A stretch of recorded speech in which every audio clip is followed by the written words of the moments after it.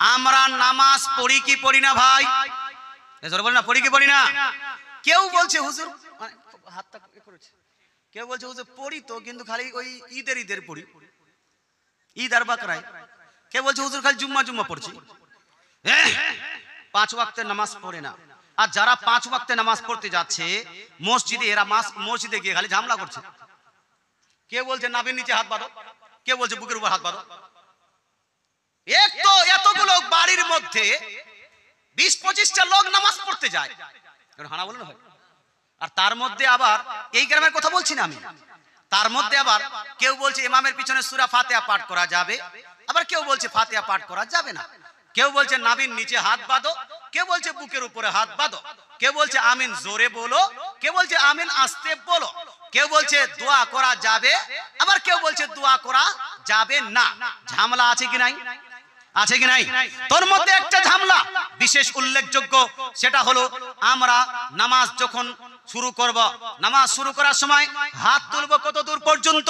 তো হাত তোলার প্রসঙ্গে 2খানা হাদিস, সহিহ হাদিসের কিতাব সহিহ মুসলিম শরীফ জিল নাম্বার 1 হাদিস নাম্বার 890, 891, 892 এর মধ্যে লিপিবদ্ধ আছে। আন মালিক ইবনে হুয়াইরিস রাদিয়াল্লাহু তাআলা থেকে বর্ণিত হাদিস, আন্না রাসূলুল্লাহ সাল্লাল্লাহু তাআলা আলাইহি সাল্লাম কানা ইদা কাব্বারা, রাসূলুল্লাহ সাল্লাল্লাহু আলাইহি সাল্লাম যখন তাকবীর দিতেন, রাফা ইয়াদাইহি, 2 হাতকে উত্তোলন করতেন, হাত্তা ইউহাদিহা বিহিমা উসুনাইহি, ইভেন আল্লাহ তাআলা রাসূল হাত উঠাতে উসুনাইহি 2 কান বরাবর হাত উত্তোলন করতেন। জোরে বলেন সুবহানাল্লাহ। কত দূর পর্যন্ত ভাই? কান বরাবর হাত উত্তোলন করতেন। 2 নম্বর হাদিসে সহিহ মুসলিমে আছে, হাত্তা ইউহাজিয়া বিহিমা ফুরুআ উসনাইহি, এটাকে বলা হয় ফুরু, এটাকে বলা হয় কানের লতি। নবীজি সাল্লাল্লাহু আলাইহি সাল্লাম কানের লতি বরাবর হাত তুলে তারপরে যেন তাকবীর দিতেন, মুসলমান তারা তাকবীর দিলেন, আল্লাহ তাআলা রাসূল এই হাত কান পর্যন্ত উঠার। আচ্ছা, নবী যখন কান পর্যন্ত হাত তুলেছেন, আপনি আমি কোথা পর্যন্ত হাত তুলবো? কান না নিচে, কান পর্যন্ত। এই জন্য কান পর্যন্ত হাত তুললাম। হাত তুলে আল্লাহু আকবার বলে হাতকে নিচে নামাচ্ছেন।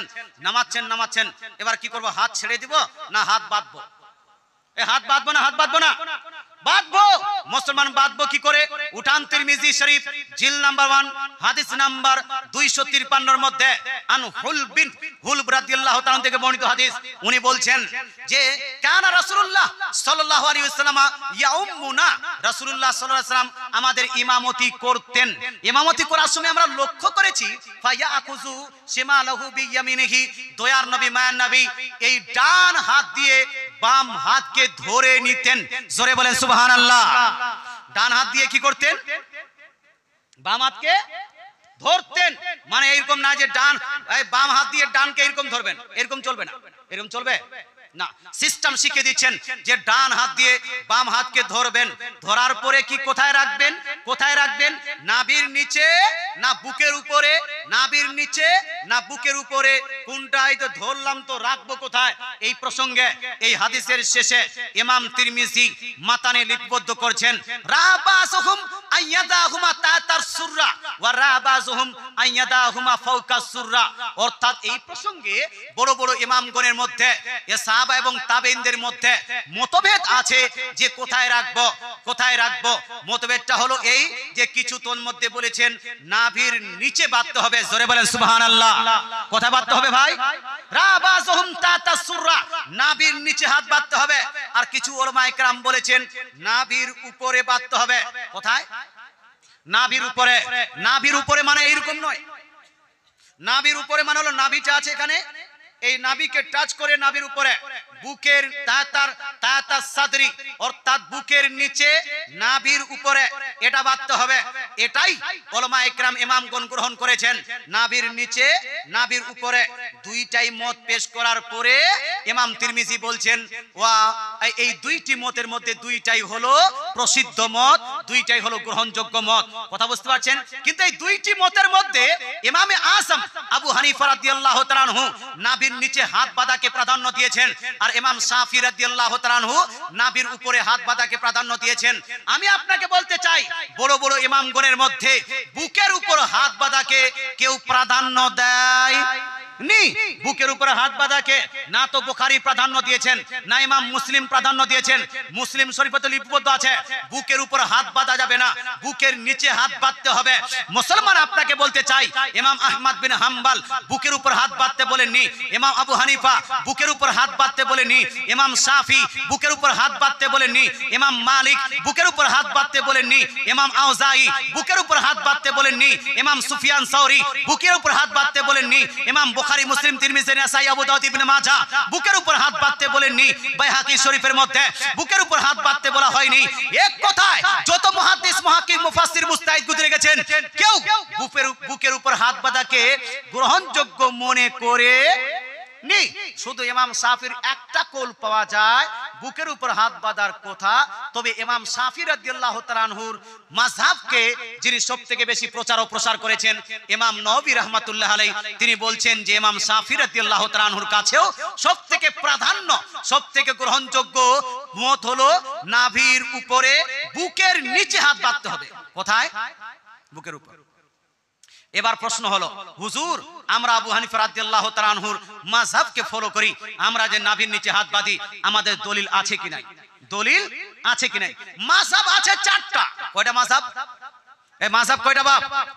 চারটা। চারটা মাযহাবের কাছেই দলিল আছে, দলিল আছে। কিন্তু যদি আপনি অ্যানালাইসিস করেন কার কাছে সবথেকে বেশি মজবুত দলিল আছে, তো আপনি পাবেন সবথেকে মজবুত দলিল হলো ইমাম আযম আবু হানিফা রাদিয়াল্লাহু তাআলা আনহুর কাছে। জোরে বলেন সুবহানাল্লাহ। যারা বুকের উপর হাত বাঁধে তাদের উদ্দেশ্যে বলছি, মুসলমান আপনাকে বলতে চাই, তোমাদের যারা মৌলভী, আপনার আব্দুল্লাহ বিন আব্দুর রাজ্জাক বিন ইউসুফ, এও বলেছে যে বুকের উপর হাত বাঁধার সহিহ মারফু কোনো হাদিস নাই। আমিও বলছি বুকের উপর হাত বাঁধার সহিহ মারফু পৃথিবীর বুকে কোন হাদিসের কিতাবে সহিহ মারফু হাদিস নাই। যতগুলো হাদিস দিচ্ছে গায়র মুকাল্লিদ ওয়াহাবিরা, যতগুলো হাদিস দেয়, প্রত্যেকটা হাদিস বুকের উপর যেটা সংক্রান্ত হাদিস দেয়, প্রত্যেকটা হাদিস হয়তো মুরসাল, হয়তো যায়ীফ, অর্থাৎ তাদের কাছে প্রত্যেকটাই হলো যায়ীফ। তাই বাশার বিন হায়াত ওয়াহাবিদের মৌলভী বলছে বুকের উপর হাত বাঁধার হাদিসগুলো সব যায়ীফ। আব্দুল্লাহ বিন আব্দুর রাজ্জাক বিন ইউসুফ বলেছে বুকের উপর হাত বাঁধার সব হাদিস হলো যায়ীফ। তারপরেও জবরদস্তি করে বুকের উপরে বাঁধে, বিড়ি ছোঁয়ার মতো। কার মতো? বলুন না, আপনাদের মহিলারা কোথায় হাত বাঁধে? এ বলুন না, কোথায় হাত বাঁধে? বুকের উপরে হাত বাঁধে না নাভির নিচে? মহিলারা, মহিলারা বুকের উপরে। তো বুকের উপরে মহিলারা যেহেতু হাত বাঁধে, এই জন্য এরা বলছে আমরাও মহিলাদের মতোই কাজ করব। মাজার জিয়ারত জায়েজ, জায়েজ না না জায়েজ? একটু জোরে বলেন না বাপ, জায়েজ না না জায়েজ? কিন্তু মহিলাদের জন্য জায়েজ না না জায়েজ? জায়েজ বলছে না, জায়েজ বলছেন না? মহিলাদের জন্য মাজার জিয়ারত জায়েজ নয়, বরং নিষিদ্ধ। ওয়াহাবিরা ভাবছে মহিলাদেরকে যখন তোমরা যেতে দিবে না মাজারে, তো আমরাও যাব না। কথা বুঝতে পারছেন না? মহিলারা যখন যাবে না মাজারে, তো আমরাও যাব না। দুই নাম্বার, মুসলমান আপনাকে বলতে চাই, জামাতে নামাজ পড়বে কে, পুরুষ না মহিলা? এই জোরে বলুন না বাপ। নবীজিও হাদিসে বলেছেন জামাতের ফজিলত হলো পুরুষের ক্ষেত্রে। মুসলমান আপনাকে বলতে চাই, জামাতে নামাজ পড়বে পুরুষরা, কিন্তু এই মাস্টার ডাক্তাররা বলছে আমরা যখন জামাতে পড়বো মহিলাদেরকে বাদ দিব কেন? না মহিলাদেরকে নিয়ে যাব। কথা বুঝতে পারছেন? মানে মহিলাকে ছাড়ছে না। ওই গার্লফ্রেন্ডের সঙ্গে ক্রিসমাস ডে একসঙ্গে মানিয়েছে, ভ্যালেন্টাইন্স ডে একসঙ্গে মানিয়েছে, kiss day, rose day, hug day, friendship day একসঙ্গে মানিয়েছে, হ্যাপি নিউ ইয়ার একসঙ্গে পালন করেছে। মুসলমান আপনার বিয়েটা তো একসঙ্গেই হয়েছে। তদ্রূপ এরা যখন যেখানে যাবে মহিলাদেরকে নিয়ে যাবে। মসজিদে গেলে মহিলাদেরকে টেনে টেনে নিয়ে যাও, আর মাজারে যেহেতু মহিলারা বন্ধ, বলছে আমরাও আর যাব, আমরাও আর যাব না। তদ্রূপ ভাই মহিলারা যেহেতু বুকের উপর হাত বাঁধে, ও বলছে না আমরাও বুকের উপর হাত বাঁধো, তো বাঁধো, তোমার ইচ্ছা। কিন্তু ভাই আপনাকে বলতে চাই, তুমি বুকের উপর হাত বাঁধো অথবা মাথার উপর, তোমার এটা ব্যক্তিগত ব্যাপার। কিন্তু সুন্নি হানাফিরা যখন নাভির নিচে হাত বাঁধবে, এদেরকে যায়ীফ বলা যাবে নাভির নিচে হাত বাঁধাকে জয়ীব বলা যাবে না, নাভির নিচে হাত বাঁধাকে জাল বলা যাবে না, নাভির নিচে হাত বাঁধাকে অবৈধ অথবা এটাকে বেদাত বলা যাবে না, কারণ নাভির নিচে হাত বাঁধার আপনার সহিহ মারফু হাদিস আছে। জোরে বলেন সুবহানাল্লাহ। বুকের উপর হাত বাঁধা সহিহ হাদিস নাই, সহিহ মারফু হাদিস নাই, কিন্তু নাভির নিচে হাত বাঁধা সহিহ মারফু হাদিস আছে। যেমন আপনাকে হাদিসটা শুনিয়ে দিই। ইমাম মুসলিমের ওস্তাদ ইমাম ইবনে আবি শাইবা, মুসান্নাফ ইবনে আবি শাইবা, জিল নাম্বার 1, হাদিস নাম্বার 39 38। কত নাম্বার হাদিস বললাম? 39 38 এর মধ্যে তিনি উল্লেখ করেছেন আন ওয়াইল ইবনে হুজুর রাদিয়াল্লাহু তাআলা আনহু, ওয়াইল ইবনে হুজুর রাদিয়াল্লাহু তাআলা থেকে বর্ণিত হাদিস। উনি বলছেন রাআইতু রাসূলুল্লাহ সাল্লাল্লাহু তাআলা আলাইহি ওয়াসাল্লাম, আমি রাসূলুল্লাহ সাল্লাল্লাহু আলাইহি ওয়াসাল্লামকে দেখলাম ওয়াজা ইয়ামিনাহু আলা শিমালিহি ফিস সালাতি তাহাতা সুররা, আমি নবীজিকে দেখলাম যে নবীজি ডান হাতকে বাম হাতের উপর রেখে নাভির নিচে হাত বাঁধলেন। জোরে বলেন সুবহানাল্লাহ। নাভির নিচে হাত বাঁধলেন। এই হাদিসটা হলো 100% সহিহ, 100% সহিহ। কাসিম বিন কুতলুবুগা, ইমাম কাসিম বিন কুতলুবুগা তিনি বলছেন হাদিসটি হলো সহিহ। আবিদ সিন্দি তিনি বলছেন হাদিসটি হলো সহিহ। আহলে হাদিসদের বড় ইমাম আব্দুর রহমান মুবারকপুরি তিনিও বলছেন সনদটা হলো সহিহ, এটাকে সহিহ জাল হাদিস বলা যাবে না। আরেকটা হাদিস শোনাই, এই হাদিসটি লিপিবদ্ধ আছে সেম কিতাবে মুসান্নাফ ইবনে আবি শাইবার মধ্যে, হাসান সনদে বর্ণিত আছে।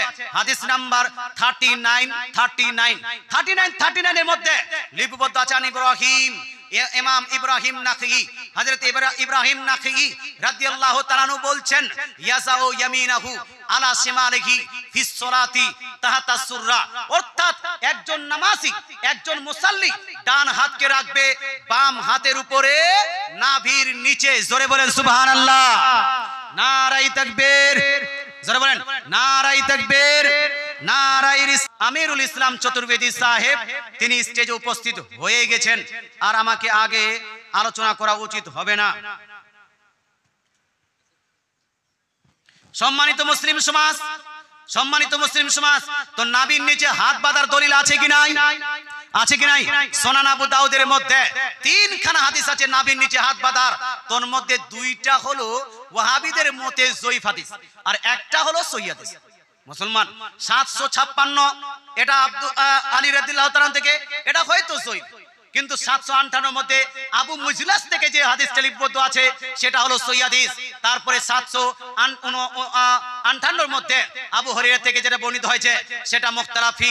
মুসলমান আপনাকে বলতে চাই, হানাফি সমাজের মানুষ নাভির নিচে হাত বাঁধে, এর বহু দলিল আছে। আমার এই 5 তারিখে একটি বই পাবলিশ হতে চলেছে। আমার প্রায় 50খানা বই লিপিবদ্ধ করা হয়ে গেল। 50খানা বইয়ের মধ্যে আমি একটি বই ছাপাতে দিয়েছি। ওই বইটি পাবলিশ হবে 5 তারিখে। বইটির নাম হলো হাদিস ও মুহাদ্দিসের দৃষ্টিতে সহিহ নামাজ। কোন কিতাব? সহিহ নামাজ। এই কিতাবটা হলো প্রায় 350 পৃষ্ঠার বই, 350 পৃষ্ঠার বই। আমার একটা পার্সোনাল ওয়েবসাইট আছে, ওয়েবসাইটটার নাম হলো www.keyofislam.com। keyofislam.com এ আপনি যাবেন, সেখানে কিছুদিনের মধ্যে আপলোড করা হবে। আমার অন্যান্য বইগুলো আপলোড করা আছে, অন্যান্য উলামা ইকরামের বইগুলো আপলোড করা আছে, সেখান থেকে ডাউনলোড করে আপনি পড়তে পারবেন। কয়েকদিন পরে বইটা আসছে, যদি আপনারা পারেন বইটা কিনবেন। বইটা কেনার পরে আপনি দেখতে পারবেন সব থেকে বেশি দলিল আদিল্লাহ যদি থাকে সেটা আছে হানাফি সুন্নিদের কাছেই। জোরে বলে সুবহানাল্লাহ। কার কাছে? বাপ হানাফি সুন্নিদের কাছে। আর বাকিদের কাছে আছে কি? ঘোড়ার ডিম। বাকিদের কাছে আছে কি? ঘোড়ার ডিম। ও দলিল দিতে পারবে না, খালি ঘোড়ার ডিম বলতে পারবে।